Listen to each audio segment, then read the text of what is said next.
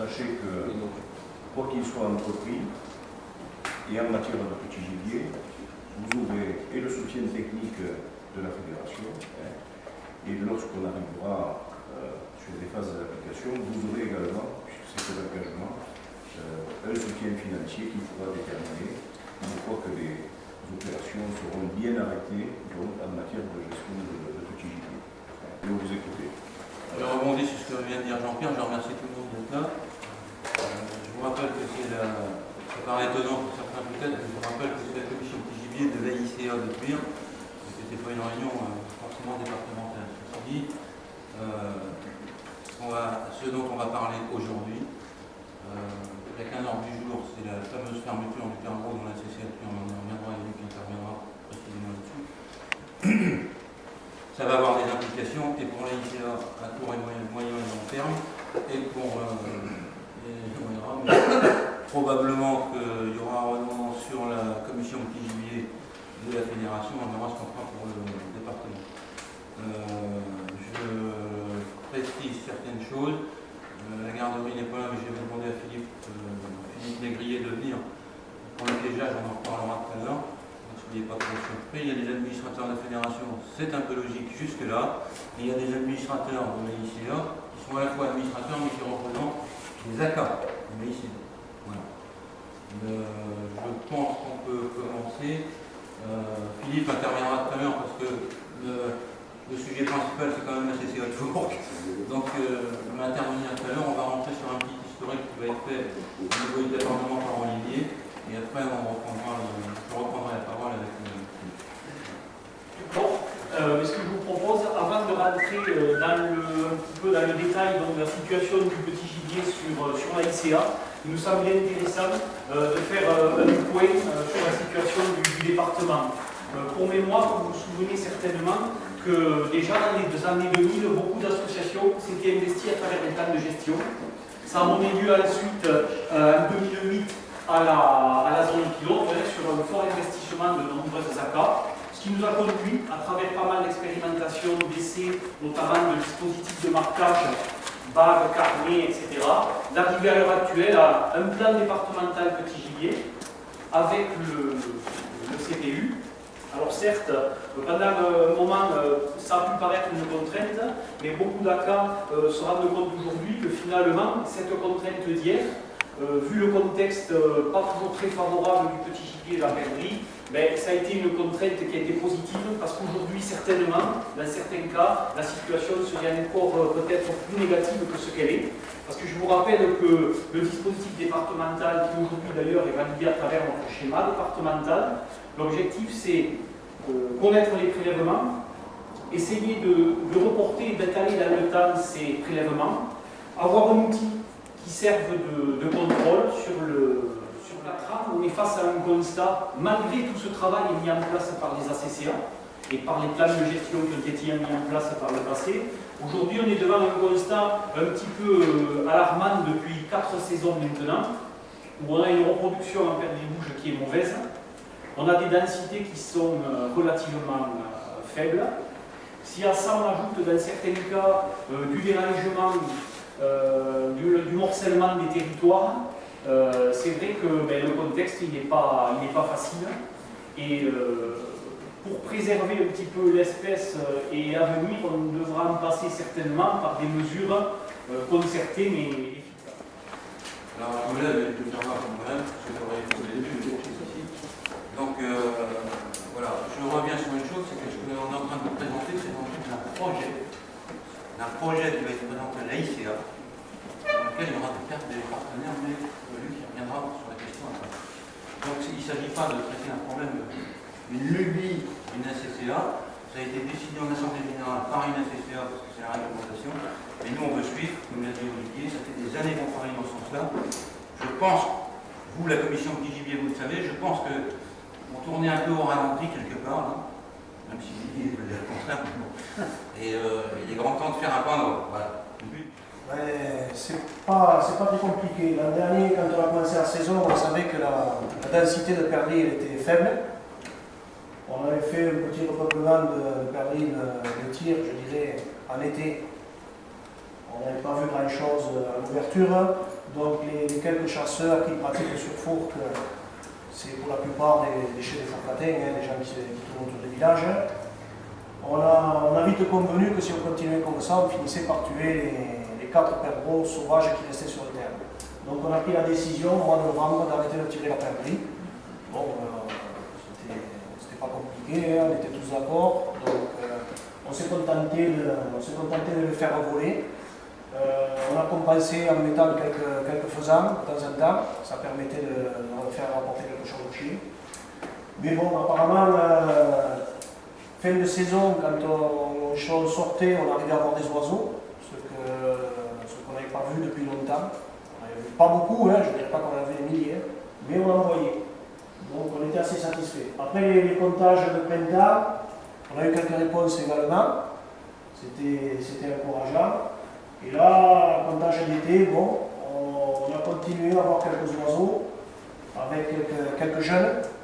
Grande satisfaction parce que même si les compagnies n'étaient pas importantes, on a vu des poussées. Et ça faisait longtemps qu'on n'en voyait plus. Donc je ne dis pas que c'est l'impact d'avoir arrêté la chasse au mois de novembre, mais les chiffres sont là, la densité est remontée. Je l'ai fait comme vous, hein, parce que je ne l'avais pas encore. Donc je pense que ça a peut-être eu un impact positif sur cette population de perdrix. Donc dans la continuité, on a dit qu'est-ce qu'on fait? Est-ce qu'on continue à taper sur ces oiseaux? Parce qu'on s'est aperçu sur les quelques chasseurs qu'on est, on avait prélevé 5 oiseaux, 5 perdrix. Sur les 5 perdrix, il y en avait 2 qui étaient non bagués, si je me souviens bien, et 3 qui étaient bagués. Donc ça faisait quand même une forte proportion d'oiseaux sauvages qu'on avait prélevés.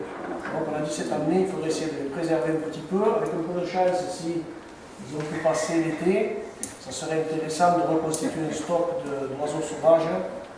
Vu la densité qu'il y a, je ne pense pas qu'on puisse se permettre de la chasser. À l'unanimité, à l'Assemblée Générale, on a décidé de ne pas chasser la perdrix cette année sur Fourques. Et on espère qu'avec des mesures d'accompagnement, bien sûr, on va continuer à faire des travaux. On essaie d'aménager le territoire au mieux pour cet oiseau et on va voir ce que ça va donner. En espérant que ça puisse être un bon exemple pour le reste de la ICA. Puisqu'il y a des communes également qui s'inquiètent, on voit la commission de petit gibier, il y a des communes qui s'inquiètent du sort de cet oiseau. Je pense que ça peut être un bon bénéfice puisqu'on a un territoire qui fait pas loin de 900 hectares, donc ça fait un bon test pour le reste de la ICA. La ICA est favorable donc à la gestion de cet oiseau et je pense qu'on peut arriver à quelque chose de concluant si on s'y met tous. Et je pense que c'est bien parti pour ça parce qu'on a maintenant l'apport et le soutien complet de la fédération, de la ICA et puis des chasseurs, ce qui est le plus important. Si on n'a pas le soutien de nos chasseurs, c'est pas la peine de vouloir faire quelque chose. C'est l'ordre du jour, c'est qu'on va discuter un peu de la fermeture de la perdrix rouge sur la CCA de Fourques. Comme l'a dit Philippe, et en plus je rajouterai quand même quelque chose, c'est que Philippe nous a appelé à l'ICA parce qu'il ne voulait pas que ça se passe que à CCA. Oui, tout à fait. De toute façon, ça a été une des conditions primordiales qui a été soulevée par les chasseurs de Fourques, c'est-à-dire que ce n'est pas une mesure de protectionnisme. On ne veut pas que ce soit un champ de réserve autour de Fourques. Ce qu'on voudrait, c'est arriver à en tirer des enseignements positifs de ça, et que ce soit utile à toute la ICA. C'est la ICA et tout ça. Mais je veux dire, encore une fois, c'est la volonté de tous les chasseurs, c'est ça, c'est que ce soit pris pour une expérience qu'on fait à grande échelle, sur toute la commune, et une expérience qu'on espère positive, bien sûr. Je crois que j'ai déjà rencontré tout le monde, mais moi je suis technicien supérieur à la direction de la recherche et de l'expertise de l'Office national de la chasse et de la faune sauvage, et je travaille plus spécifiquement sur la perdrix rouge.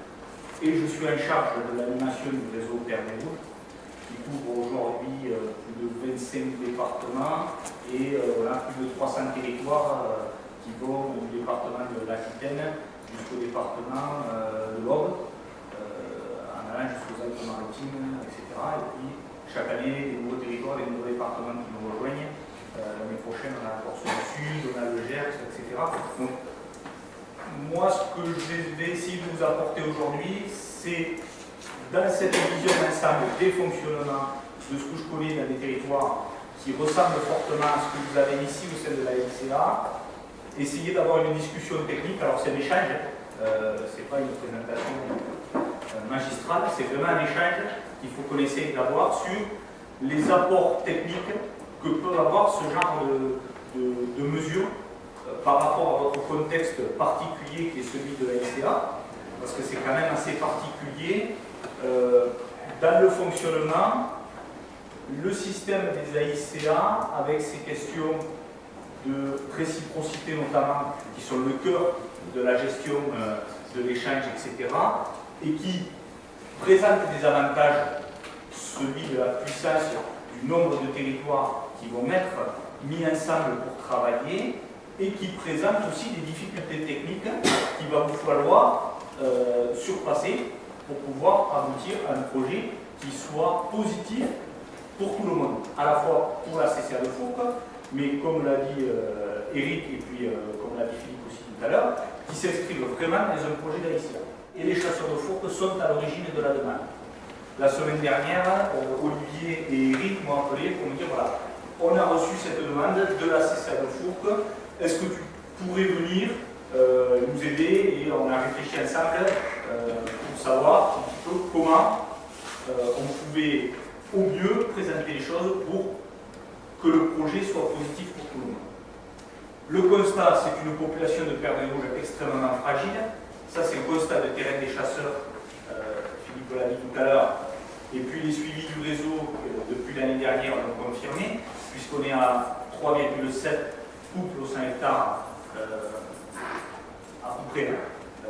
Et on estime quand même de 5 couples au 100, on a des populations qui sont extrêmement fragiles avec des risques d'extinction. C'est-à-dire que si on a des accidents démographiques derrière, des succès reproducteurs nuls, 2 années de suite qui s'enchaînent, la population d'un territoire peut disparaître. Après, il y a d'autres phénomènes qui vont rentrer en compte, notamment la taille des territoires.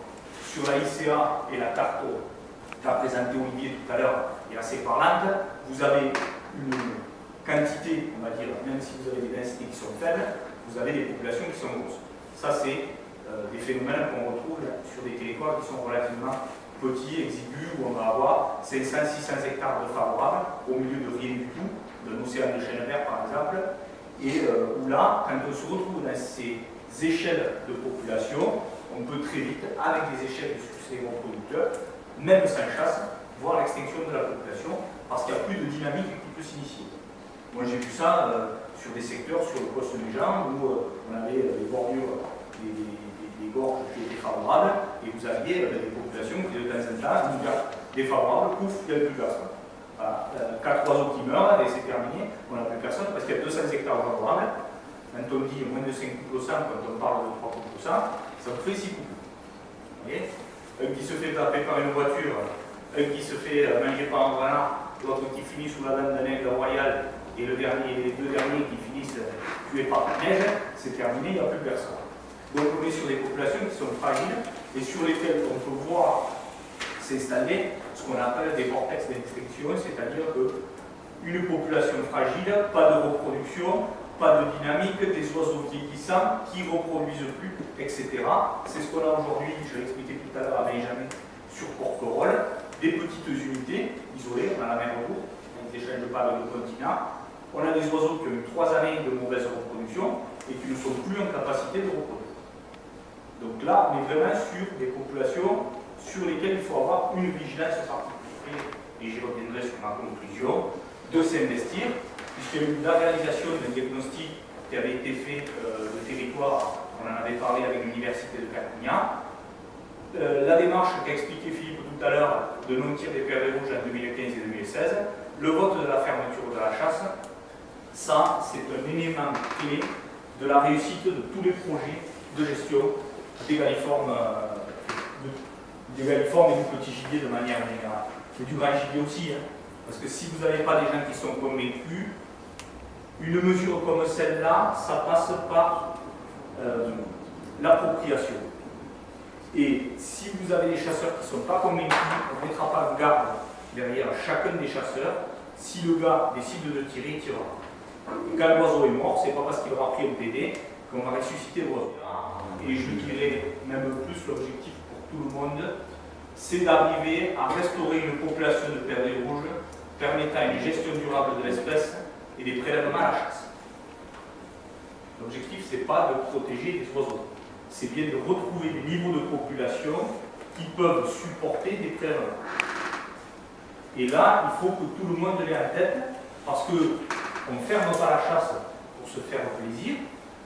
Ce n'est pas une mesure de protectionnisme, pour reprendre les termes de Philippe, c'est vraiment une mesure de gestion pour envisager derrière une reconstitution des populations et en retour des prélèvements.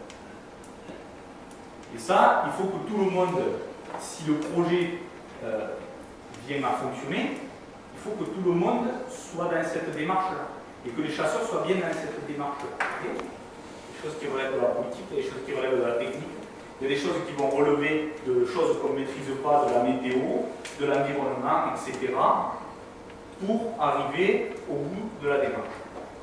Donc le contexte, on l'a rappelé depuis le début, contexte particulier du fonctionnement en AICA, donc avec tout ce que ça engendre derrière. Les mesures de gestion départementale, Olivier les a rappelées au début, c'est-à-dire la mise en place d'une mesure généralisée, mais qui est une mesure de protection des populations, qui a son sens de manière générale, notamment la mise en place d'un PRA départemental, carnet de prélèvement, inscription au schéma départemental, etc., mais qui, dans un contexte de population, on va dire, faible, et où on a subi les années de reproduction mauvaises, mais ce n'est pas un cadre particulier Pyrénées-Orientales. On a subi les mêmes dans l'Hérault, on a subi les mêmes dans l'Aude, on a subi les mêmes dans le Gard. Bon. Avec l'espoir que cette année, on revoit des succès reproducteurs, pas partout, mais le tableau qu'a présenté Eric, c'est presque le tableau que moi je ressors des 300 sites. C'est-à-dire des bons succès reproducteurs. J'ai fermé un site, j'ai fait la dernière sortie sur un site avant-hier dans l'Hérault, à côté de Béziers. La première sortie, je ne vois rien. Je finis avec 120 oiseaux observés et un succès reproducteur à 3,77, qui est exceptionnel. Alors qu'on avait subi 3 années à 0,4, 1,1 et 1,2. Donc qui sont des succès reproducteurs qui ne sont pas bons. Et vous verrez tout à l'heure dans ce que je vais vous présenter sur l'importance du succès reproducteur pour arriver, en fait c'est le coup de pouce de la nature, ça. Qu'elle pourra nous donner, c'est d'avoir des succès reproducteurs qui derrière permettront aux populations de revenir.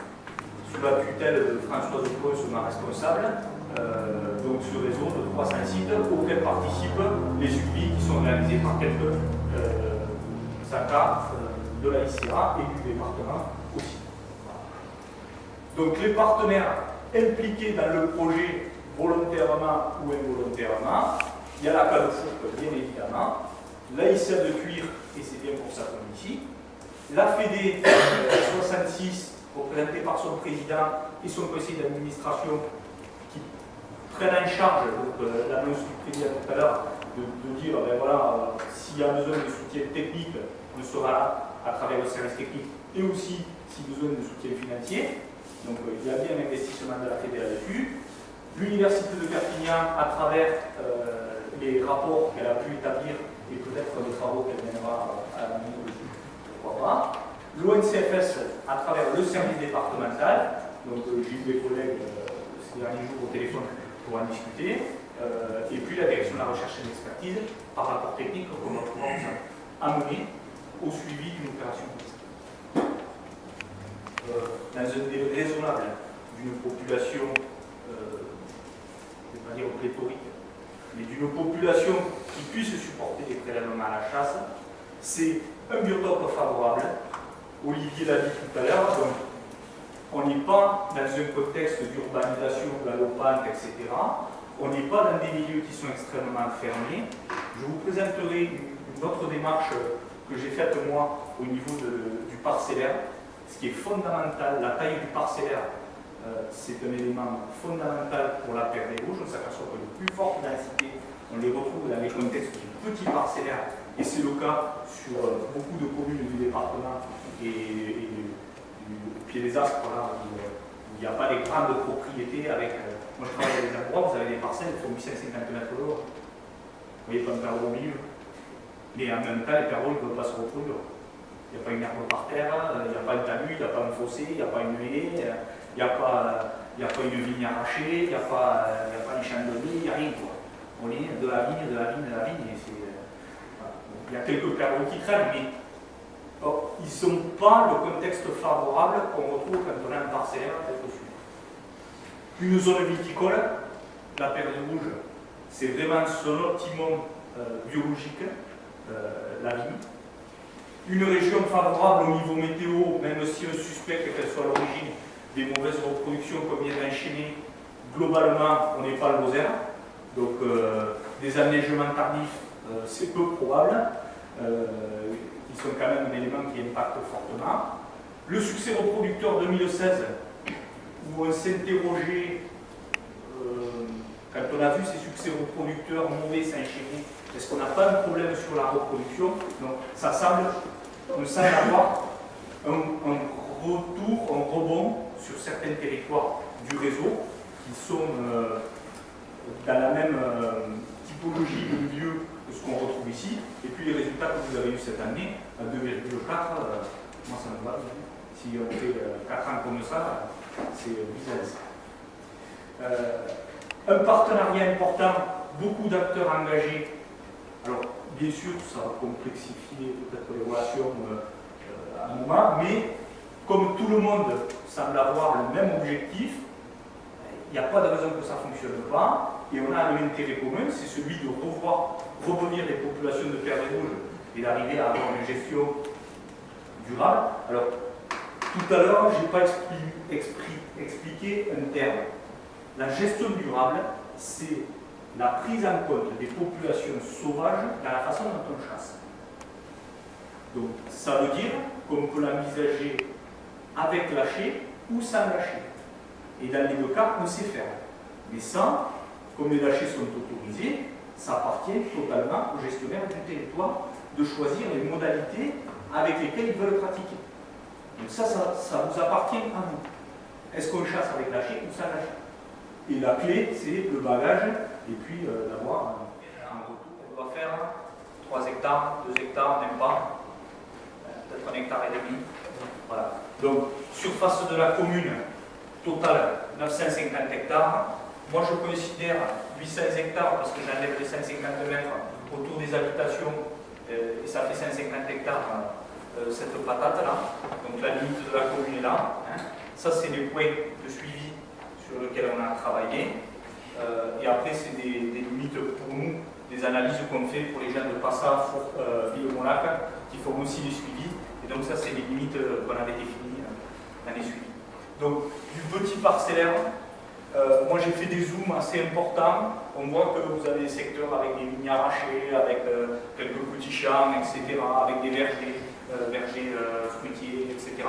Tout ça au milieu, tout ça, on est dans les conditions optimales de la perte. On ne peut pas rêver mieux.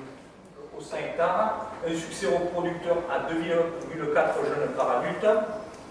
Cette hypothèse de survie 0,7, c'est 70% des oiseaux qui survivent entre l'été et le printemps suivant. Ça, c'est des données qu'on a issues de plusieurs études qu'on a fait, et j'ai appliqué ici ce qu'on retrouve en pleine Languedoc, en survie classique. Avec chasse? Sans chasse. 0,7, c'est pas constant. Mais sur l'autre, on a un mauvais hiver, ça tombe, on a un bon hiver, ça peut être un peu plus important.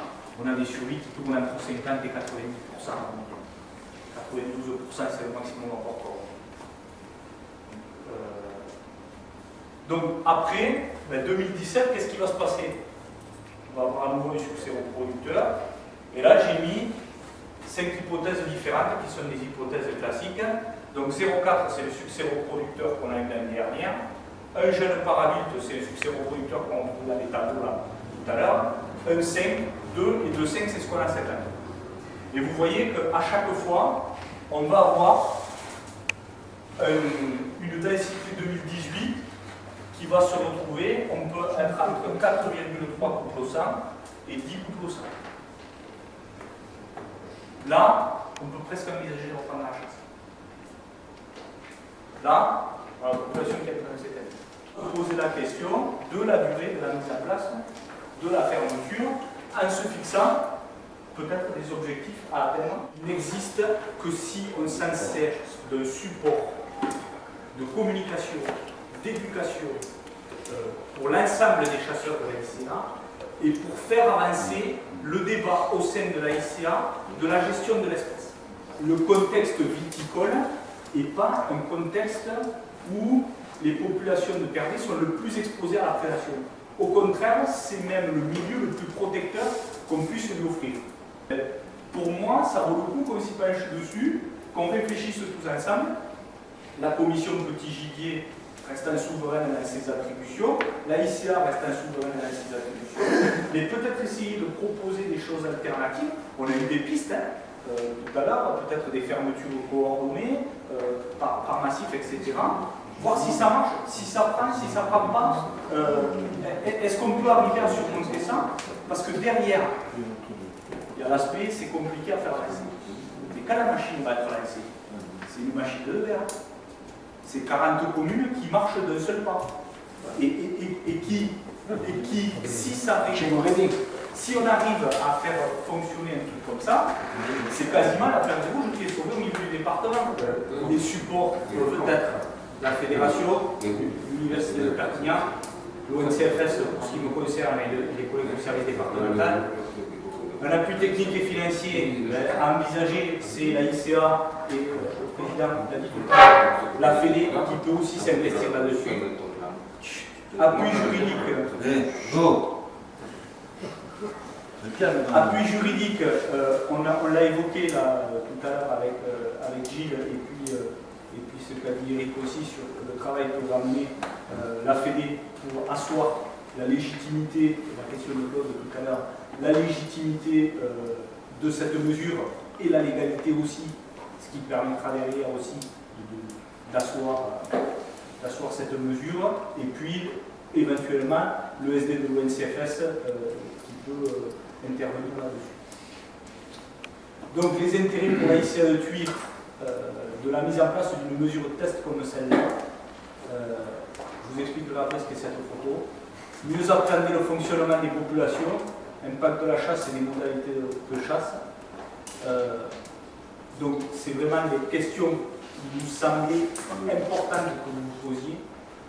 Tester des mesures de gestion et d'aménagement, c'est le sens de tout ce qui a été dit depuis le début. Ouvrir des pistes de réflexion sur le fonctionnement des perspectives et les perspectives sur la gestion de la perte des rouges. Et je rejoins totalement ce que vient de dire Olivier sur la nécessaire animation en interne au niveau de l'AICA de ce genre de projet. C'est-à-dire que sans animation, c'est extrêmement difficile. Moi, je travaille avec des GIC, avec des AICA, et je m'aperçois que là où ça fonctionne, c'est là où il y a un animateur, alors interne ou externe. Interne, le cas du GIC des Capitales dans l'Hérault, où c'est le président qui prend sur lui et qui fait toute l'animation. Aujourd'hui, le GIC du Larzac, c'est pareil, c'est un jeune vice-président qui vient d'être élu. Moi, je lui ai donné les outils et c'est lui qui anime tout ça dans le cadre des réunions qu'il mène, etc. Après, on a un échange technique, mais j'interviens assez peu finalement là-dedans. Je veux dire, c'est pas, quand on parle d'animation, c'est pas obligatoirement un personnel fédéral ou un personnel ONCFS qui vient mettre le nez dans les affaires. Ça peut être quelqu'un en interne, une ressource interne, mais c'est une vraie question de l'animation et c'est un vrai,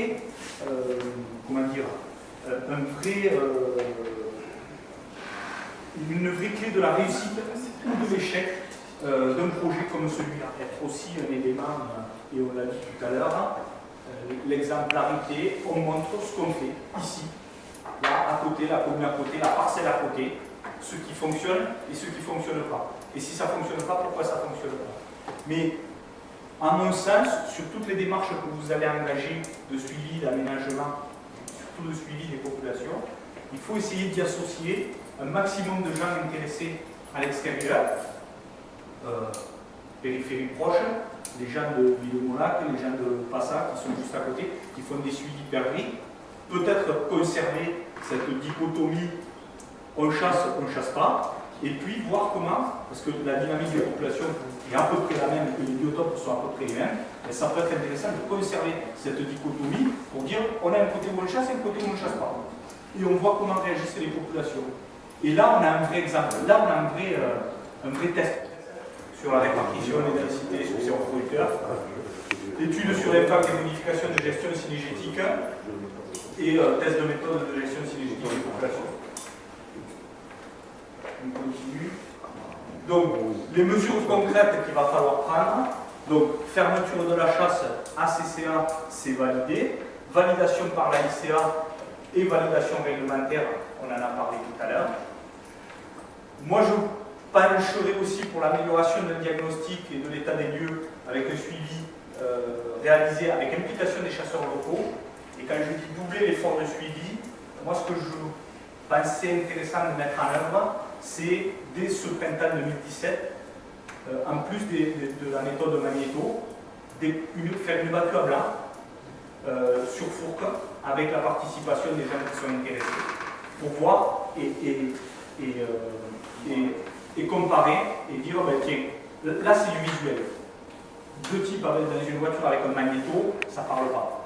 Mais avoir 25 chasseurs qui se réunissent, alors ça on peut l'accompagner techniquement, hein, c'est assez facile à monter, mais réaliser une voiture à blanc fin février, ça permet d'avoir des données plus précises encore, enfin j'ai plus précise de compléter le pool des données, parce que c'est pas plus précis, mais ça permet de compléter le pool de données, et puis d'avoir du visuel et du support de communication pour discuter avec les chasseurs autour d'une grillade après, et puis de dire, ben, vous voyez, là il y a eu un effort qui a été fait.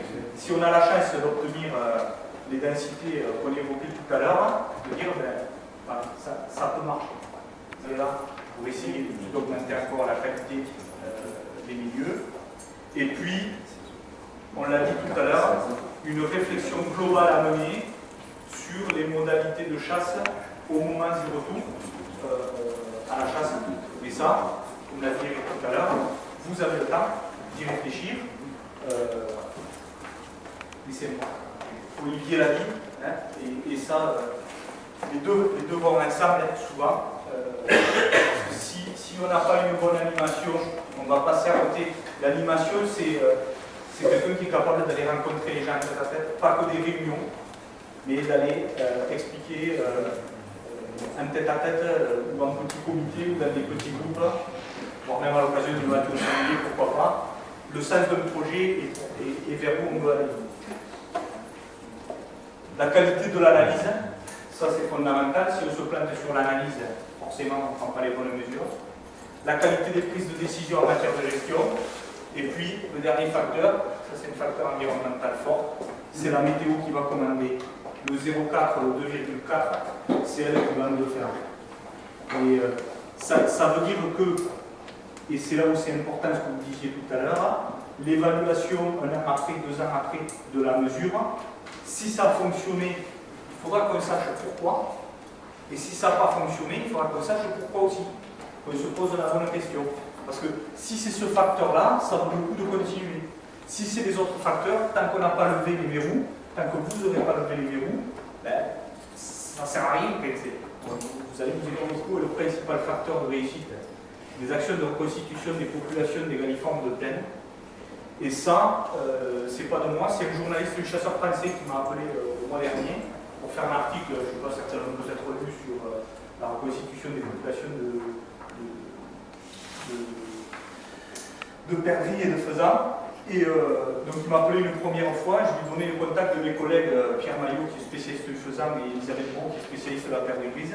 Et il m'a rappelé après et il m'a dit c'est drôle parce que je vous ai interviewé tous les trois et vous m'avez tous les trois fait la même réponse. Donc c'est soit qu'on est formaté et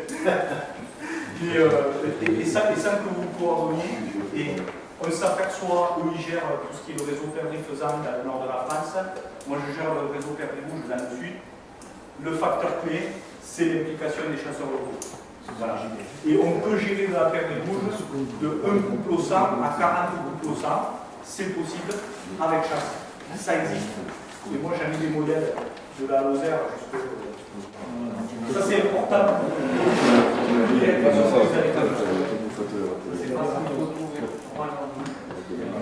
On a 800 hectares. D'accord. On voudrait faire plus 2 couples au 5 hectares. Ça nous fait plus. Oui.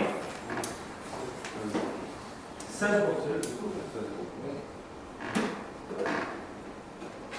Le pignotte, c'est à 5% de survie annuelle. C'est-à-dire entre le lâcher, on multiplie 16 par 20. Il faut lâcher 320 oiseaux. Sans les chasser. Sans les chasser, évidemment. Parce que sinon, parce qu'en plus ça tombe mal, on tue toujours celui qui va survivre. Celui qui a passé un mois, c'est lui qui va chasser. Il faut lâcher 320 oiseaux pour augmenter de 2 couples au 100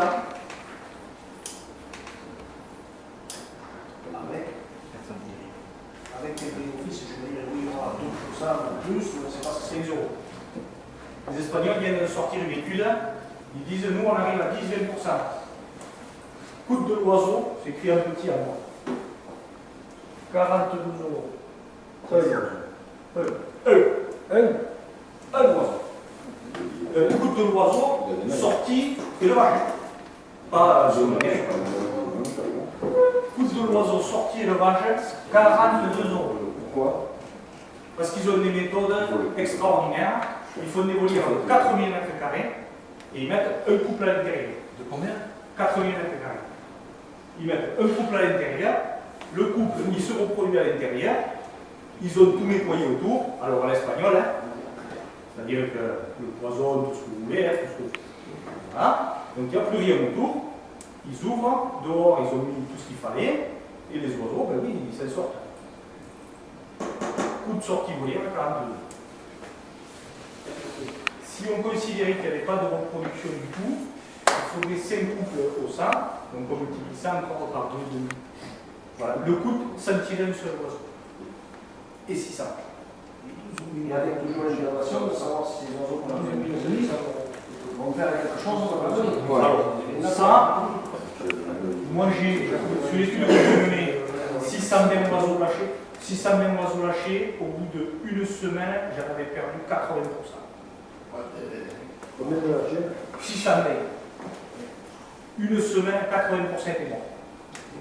Ça me dit quoi? Hein? Tu vas quoi? Bouffé. Par les renards. Les vélos, voilà. Hein? Les vélos, voilà. Ils étaient énormes. Ils clignotaient. Ils allaient se traîner sur les écrans. Pourquoi je dis par les renards? Parce que sur les 620 oiseaux que j'ai lâchés, j'en ai lâché 60 dans une volière anglaise qui faisait 8 hectares. Et ces 60-là ont eu la première semaine 80% de survie et les autres ils ont eu 20% de survie. Donc là j'ai perdu 20% de mes oiseaux dans la volière anglaise, qui faisait 8 hectares, j'ai perdu 80% de mes oiseaux hors volière anglaise. Et sera là à mon avis, c'est facteur génétique, facteur éducation, facteur alimentation qui conditionne le développement interne des oiseaux. Il faut savoir que en fonction de l'alimentation, un oiseau sauvage, il a le sécom, c'est ce que c'est la partie terminale de l'intestin qui fait toute l'absorption là. Le sécom, il est 10 à 20% plus long chez les oiseaux sauvages par rapport aux oiseaux issus de la Chine. Ce qu'il y aura à décoder, c'est comment arriver à faire apprendre aux gens cet aspect gestion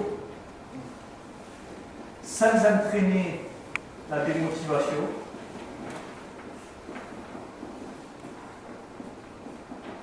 Et en ayant de l'appropriation.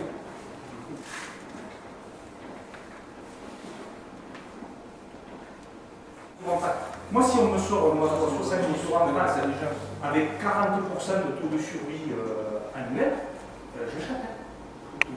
J'achète. Mais je veux être sûr que derrière, ces oiseaux non seulement ils survivent, mais en plus, ils ne me foutent pas la panique dans ma population sur le modèle du schéma que je vous ai présenté tout à l'heure, et que le fait de lâcher, ce soit pas pire que mieux. Parce que, et là aussi c'est une constante et un truc que le réseau va nous permettre de répondre. On s'aperçoit quand même que les succès reproducteurs les plus faibles sont dans les accords de délâcher.